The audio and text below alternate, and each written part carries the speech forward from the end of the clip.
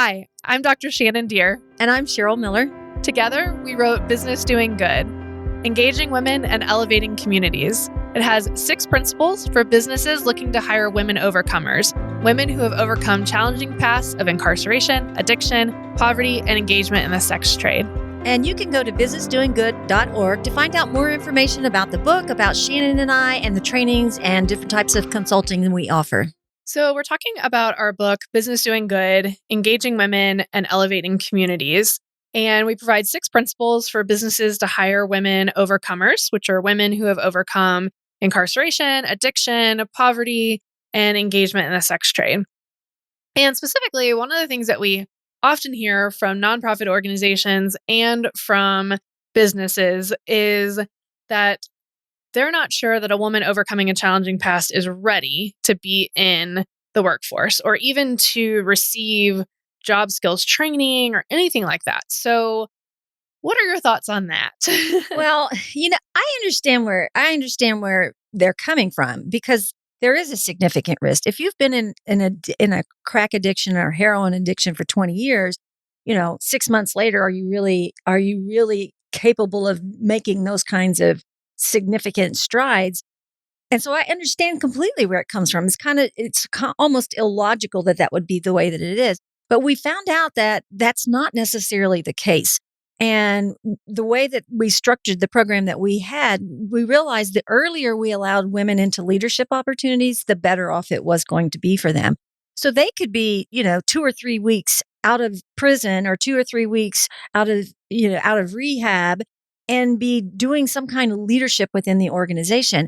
And what that did, it didn't diminish or take away from the hard work that still needed to be done for recovery, for reentry, overcoming trauma, the counseling, all of that still needs to be done.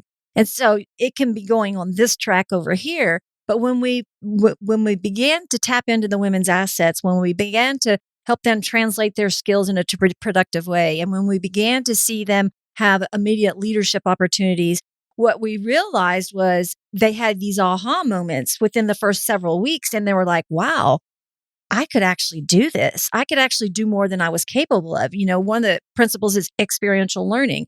So they would be trying to figure something out, and when they figured it out on their own by themselves, they realized, wow, I am a lot smarter than I give myself credit for. And so that becomes a huge driver to continue on the path of all these other things that they need to do, whether it's counseling or entering into recovery or whatever.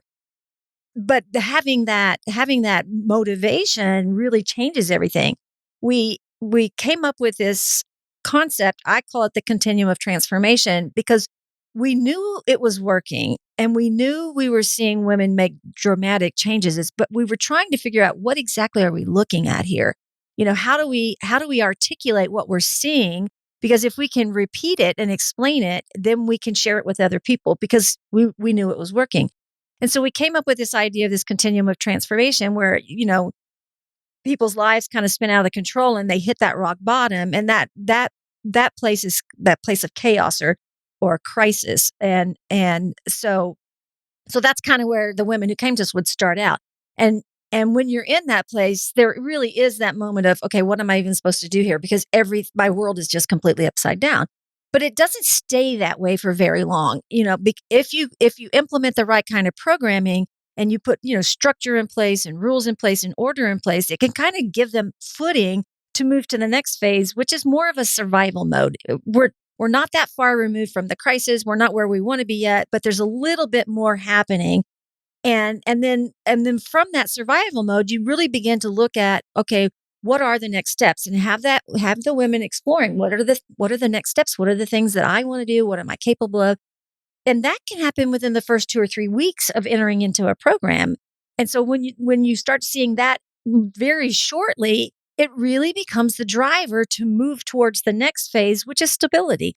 It's the getting up in the morning, going to work, coming home, taking care of your kids, paying the bills, all that kind of stuff. And that's where about, probably 75% of our society lives, is in that place of stability, just doing what needs to be done every day. And if that's all of the women ever accomplish, we would be excited. I mean, that's amazing. That's where we are. That's where we want them to be. But because of these principles, we saw that they would get to that place and they could maintain it forever. But they also knew that if they had accomplished what they had accomplished at this point, what else could they do? And so they started striving for things more significant, like master's degree and, becoming a licensed counselor and launching their own businesses. And so that final phase, we call it dynamic, when they're really going into the fullness of who they were created to be. Most organizations, businesses would think the place that you would want to hire women would be close to that when they're getting close to that stability phase. I'm going to give them a job and that will push them, that will take them all the work that they've done and push them over the edge and move them into stability finally at the last minute. And nonprofits as well. We're going to work with them for months and then we'll push them into the workforce. But what we found is if you start like just a couple of days past that survival mode, just shortly out of crisis, it really begins to, cement the feet to the ground to keep going the journey the rest of the way. One of the things that I want to mention about that continuum of transformation, because that's a linear process Mhm. where there's, and that's pretty much natural that they're going to pass through those phases, and it can go the other way too. They can be in stability and have a crisis. Something happen, a wreck, a sickness, and they could be back in a crisis mode. But it's a linear process, but we realized there was two things happening simultaneously. The women were making this journey where they were going through this transformation to these different phases, but at the same time, we were seeing different behaviors. So, just for example, somebody who's been incarcerated multiple times has the thinking patterns of someone who's been in prison. Someone who has been addicted to crack for 20 years has the mindset of addiction. And just because they decide to change their life doesn't mean that day all those behaviors go away. So what we were seeing at the same time was this cycling in and out of positive and negative behaviors. And what we would look at it when we were engaging with the women is, okay, what is happening in this cycle? Are the relapse episodes or whatever you want to call them, are they becoming less severe each time, or are they further apart in frequency? Or even if it is choices that are being made that are happening, off and on, are they still moving forward on that linear process? Because those become the cues as to really be able to help the women navigate where they are. Say, okay, you're making great strides and you're going this direction, but you might want to evaluate this particular choice you just made. That kind of came from your old mindset. What do you think about that? And so they have the opportunities to redirect that. And so there's these two things happen simultaneously. And sometimes people get frustrated with women who are trying to make these significant changes. It's like, we're talking about the dramatic things that are happening, but I don't want to diminish the seriously hard work it takes to do that. I mean, it can be gut wrenching when you're going through it. And sometimes outsiders are like, well, they're making a change. They've had this opportunity. They're getting a chance. And then they made this choice and they're just blowing it. How could they do that? And I would be like, well, you make bad choices all the Yeah. time. You do the same thing. Think of the last time you decided you were going to eat healthy.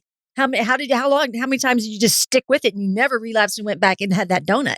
But we're going to hold it against this woman because she's making a choice of a habit that she's had for 20 years. We don't want that choice to be there, but we also need to give them some interaction, some direction to say, is that really where you want to be? Is that really what you want to be doing? And that kind of thing. And so it's important to recognize that two things are happening simultaneously. They're in this linear journey of transformation. At the same time, they're cycling in and out of behavior. So what works and doesn't work, what's good and what's not effective and what's not productive. Yeah, and learning from that experience, right? And that's where, even like we said, that working in that process, being employed through that process in the workforce or in a social enterprise can be important, because you're learning those good behaviors in the workplace and those bad behaviors in the workplace too, Right. and learning through that process. And so that's where the principles in the book can be really helpful for employers who are thinking, we've talked to some employers who will say things like, I'm not sure I want to take a risk on, or I do want to take a risk on women overcomers. I'm like, it's not a risk, or it's at least a calculated risk, right? There's risk with hiring any employee. Right. I wish that we were all 100% successful in our hiring rates, and we're not. And done right with the right setup and using the principles in the book, employers can make this a very low risk endeavor that's going to really pay off. But there is that piece of, I really like what you said with the mindset. One of the findings in the study that I did was about the lifestyle mindset. So the lifestyle specifically being engaging in the sex trade. And the lifestyle mindset was difficult for women to overcome because it was a way of thinking. And they were often surprised by when they later, as they moved through that chaos phase, they were surprised by their way of thinking when they were in the lifestyle. But it still was the way they were thinking because they Right. had done that for so long that it did take some time to recover in a lot of different ways. And again, that's why we really strongly recommend the three-way partnership of the woman, the nonprofit, and the business, because we do know how important it is for women to have that support as they're moving through the workforce, to have someone who's helping them with the mindset piece, who's encouraging counseling, who's helping with addiction recovery. Those things are all really important. The housing piece, right? Making sure they have housing and transportation. Those things are really important that are not necessarily the responsibility of a company Right. hiring the women overcomers, but that the nonprofit can really help with. But that three-way partnership really provides the full necessary support for that rapid transformation that you were able to see for women. Absolutely. And it also provides the vehicle for employees, a pipeline for employees into Mhm. corporations. If that Absolutely. partnership is in place, and that business knows I'm partnering with these particular nonprofits, they always know that they have a place to go to hire new employees. And Right. so to me, it's such a beautiful situation. And I want to reiterate too, when we're talking about programming and nonprofits, we're not saying that we don't want to provide all those services of Oh, counseling and yes. and the support and transportation. All of that has to be in place. They're critical. Those are critical needs that need to They're be met. non-negotiable. Right. They're non-negotiables. They have to be there. All we're saying is at the same time, implement these principles quickly so that the women begin to recognize, oh my gosh, I can actually do this. Right. And one of the things that you have said in the past is one of the business owners said, that was working with y'all, partnering with your organization, said, "Oh, but the women are so fragile. I don't know if they can start businesses because they're so fragile." And you were like, "Yeah, they are." And that at first, and Yeah. that's oftentimes can be a mentality of people providing support to women overcoming challenging passes. They're Right. so fragile. We have to take care of them. And you do. You have to take care of them, but they are not fragile. They're overcomers. Right, exactly. And when I and when we were having that conversation, it was right when we were talking about doing micro lending for women to launch businesses. And the statistics are there that, it's very hard to start a business and keep it open. And, with the fragility and what if they fail again? And like you said, I thought, oh yeah. And then I was like, wait, what am I thinking? These women are not fragile. Now they have issues that they need to address. And there are places in them when they're deeply wounded and feel that vulnerability from them. But these are tough ladies. I mean, I would consider myself a very tough woman. The stuff that I've had to do to overcome, it wasn't easy. And so there's a lot of hard work. And I was like, no, no, no, no, no. You don't understand. They have what it takes to make successful businesses. And of the businesses we launched, all of them are still in business It's amazing. because they have the drive.